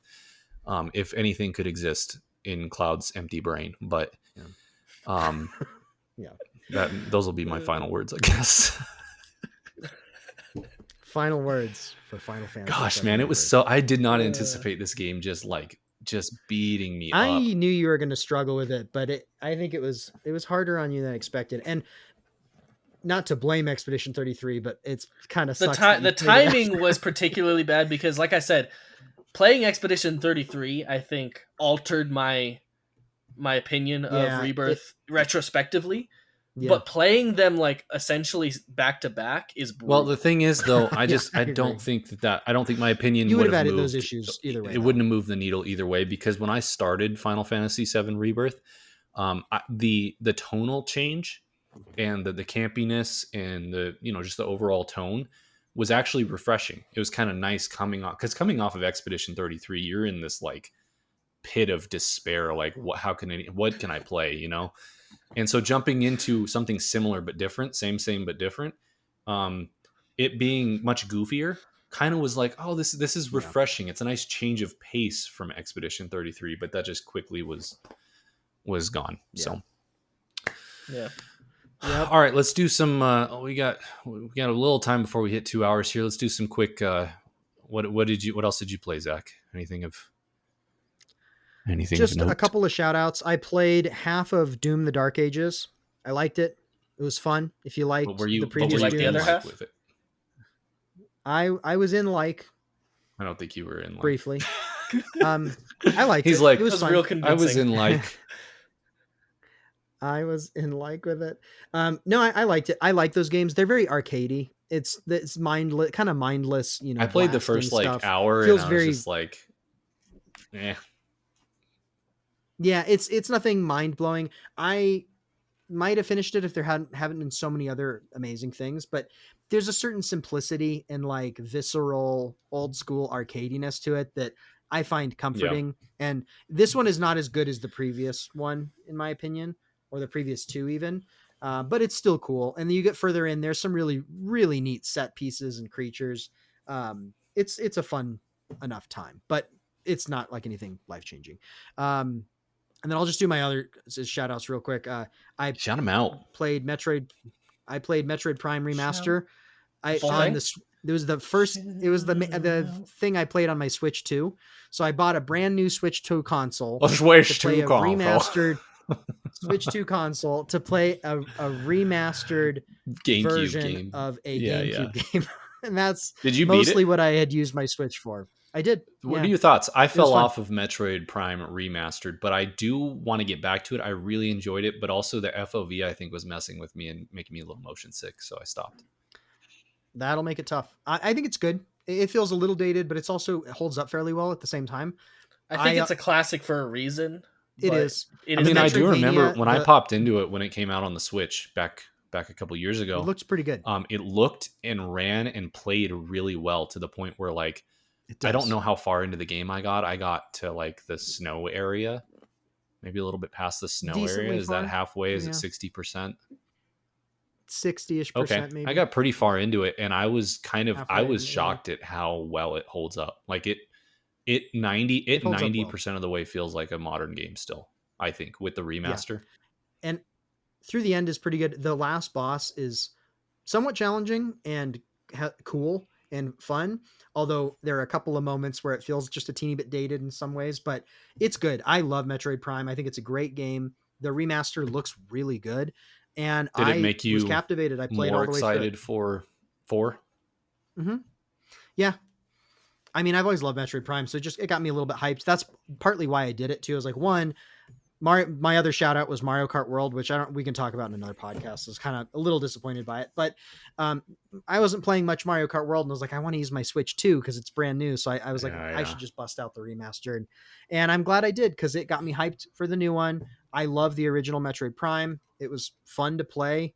I don't remember how many hours it took me, but it kept me busy for a little while, and I recommend it. Nice. It's good. Yeah, I was actually going to make the joke of this podcast is July about May and June. So clearly we got our Switch 2s and we get to talk about that. I didn't touch. I literally opened my Good. Switch 2. I booted up Mario Kart World. I played a grand total of 15 to 20 minutes, and then I did not touch my Switch 2 for the remainder of May and June. That is my I played story. like 2 hours of Mario Kart, and that was about it. So I don't have a Switch 2. Yeah. Wow, you really job, you went Nintendo. all out then in your You defiance. really committed to the bit. Is that so? That's your list there. My commitment of not having enough money to buy a Switch 2. Right. Yeah, that's basically it. Okay. So my other you? What about you guys? mentions are I'll get the shorter one out of the way quicker. I played Bzz, which is I think BZZZT. Oh, that's the name of it. I played. Sorry, what was that? Bzz, bzz. It's a small indie kind of retro. It kind of has that like crisp 4K looking pixelated art style that's really nice. But it is a 2D side-scrolling platformer, like fast twitch platformer. I'm not sure what the best comparison would be. Maybe Celeste. If you're going older than that, I don't know. But kind of where you have like one screen, and it's like you got to get all these collectibles and get to the end and not die. You die in one hit, and if you die, you restart. Like, and then you beat that. Okay. And if you beat it, great. But if you didn't get all the collectibles or whatever and beat the time, like there's a gold time you have to get under. Then you'll get like all the check marks and you can go on to the next level. And there's like 30 levels or whatever. It's that. But it is really well done. Excellent Steam Deck game. I played it mostly on Steam Deck, and it's tight. The movement feels really tight and responsive, and the you get not Metroidvania because it's not, but you get upgrades that increase your movement tech, whether it's a dash or a double jump or different things that you can do. And the levels are just really well designed. There's even boss fights that are timed as well. You're trying to beat them in a certain time. So it's very much a speed running precision platforming game. And it's just a really good one. It's a small but a goodie. So Cool. Check your Steam libraries if you want something small Sweet. like that 2D. I've noticed in recent years how much I love platforming, especially 3D platformers, but 2D as well. I just really love precision platformers. I have a lot of fun with them. So that was fun. And then the other game that deserves a bit more than an honorable mention is Planet of Lana, which, Zach, you let me down. Okay. You let me down. You did not tell me to play this game. And I was kind of middling on really? it. So you were legitimately middling on it because the industry is middling on it. Visually stunning. The world was really cool. Like, I think it's neat, but the gameplay, I was kind of bored. Like, the visuals is what pulled me through it. Like, all of the gameplay and puzzles, I was just not feeling. Everyone tickles their pickle in a different way. I'm glad you liked it. As they say. What's crazy. That is what's so crazy true. is when this game was coming out, it was a vibrant sci-fi limbo-like, and it was just like, yes, please, with some like, which I think is an accurate descriptor. Yeah, like that's totally what it is. But you also factor in kind of like a what's the game where you have the Trico companion? Good lord, you know what I'm talking about? The classic PlayStation game where you have the giant bird dog that you're Oh, the Last Guardian. Last Guardian. It's kind Last of Last Guardian. Guardian. You Yeah. have Yeah. this little companion that follows you around. Anyways, Sure. Yeah. yeah, the industry kind of gave it like low 70s, and we're kind of like, it's doesn't live up. It's not that great. And then you played it and you were like, yeah, it's fine. And so it was kind of one of those games Yeah. where I was highly anticipating it, and then I just was like, well, I guess it's not worth checking out really. Um, Well, with the recent announcement of Planet of Lana 2, that happened at the GameCube X. I didn't realize they announced the Oh yeah, second you one. didn't? Yeah, you check out the trailer. So I was like, I'll check it out. It you know was what? cool It's in enough my that I Steam might check it library. out. Let me try it. I actually did it when I came down to visit you guys, Calvin, and I was like, I need a Steam Deck thing to be playing anyways. Looks amazing on the OLED. So good. It So does look good. really Colors, good. Yeah. art style, fantastic. But I thought it was a 8.5 out of 10. Pretty Nice. easy. Like Maybe I was too hard on it. I enjoyed. Yeah, maybe. So most of the puzzles are, it's basically a mixture of puzzle and stealth, and kind of, and then a Venn diagram of like puzzle stealth in the middle. And you die in one hit if you're found by these robots or whatever that are taking over the planet. But I thoroughly enjoyed the puzzle. I was engaged with the gameplay throughout the entire thing. It didn't overstay its welcome. Visually, the different kind of like biomes or parts of this planet that you trudge through were just visually stunning. I loved this. Yeah, the visuals were loved really the good. sci-fi The visuals were world. very I good. loved your little companion. I came out of this game going, what the heck, industry? Like, I just think this is, maybe it's What the heck, what Zach? the heck, industry, Zach. Speaking for the industry, Yeah, so we I have mean, like, decided this game if is I had mid. to lean not on the 0.5 system, I would lean 9, not 8, You go 9 because I just Wow, thought okay. this was a Well, perfect little game. Like, I don't really have any complaints about it. So cool. I'm so glad to hear that, because I will say, looking back on it, visually stunning, and I clearly remember a lot of like the visuals, and that actually, like, and the music was good too. I liked the music. And the companion was cool. I feel like something about the gameplay left me kind of bored, and that's yeah, what it that's was. So I don't know if interesting. it was, maybe I played it You at a never bad know if time. it's the Sometimes you play a timing, or certain, or maybe that happens to me just with didn't books work with too, you. where I'm like, oh, I didn't like this, and then later I try it and I'm like, oh, this was really cool. So maybe it's better than I'm remembering. I'm glad you liked it, and that makes me feel like I should probably keep an eye on the second I'm one. excited for the sequel after that. I love the world. I thought it was so cool. The world was cool. Yeah, I mean, and there's Definitely. some cool moments where you're like, when you hop on the like robot and you're just like speeding across the desert, and those are very Yeah. Or like when it'll zoom out and there's like the big things walking, and you're like, it's so there is some pretty very cinematic cool moments. world. Yeah. So, but the gameplay worked for me. I was at no time bored. All the Cool. puzzles were just engaging enough to where it's like, what do I do here? Oh, okay, I do this. Or that robot's patrolling Yeah. this weird way. What can I do to get him to do something different? Like, it was enough to keep me engaged. The balance Yeah. between visual engagement and gameplay engagement was more than enough for me. At no point was I critiquing or bored or waiting for the game to end. So if you are someone Right. who passed on Planet of Lana because of reviews or Because of because me. of Zach specifically, stupid Zach, then Yeah. go play it maybe, because I thought it was really good. It might not be, the gameplay doesn't go as many places as a Limbo. Limbo kind of starts to mess with gravity and do crazy stuff. You're doing fairly similar things throughout this, but they do introduce some mechanics. But overall, it's just puzzle and stealth, Yeah. and it's a 4 to 5 hour game. Doesn't overstay its welcome, in my opinion, and just really I'm looking forward to the sequel. So there you go. I played Planet Cool. of Lana, Very Calvin. cool. Check it out. Don't let Zach ruin your life. Don't let Too me late. Too late. ruin it for you. You know, you should play, instead of Planet of Lana, you should replay Rebirth for 90 hours. You should instead of playing Planet of Lana 20 times, you should play Rebirth. And those Hey, are your only I still two, never you got the should platinum replay for Rebirth. Rebirth. Those are your only two options. You play Planet of Lana 20 times, or you God, replay what Rebirth. layer I'm of not hell sure. is this? That's the third rung of Dante's gosh. Inferno.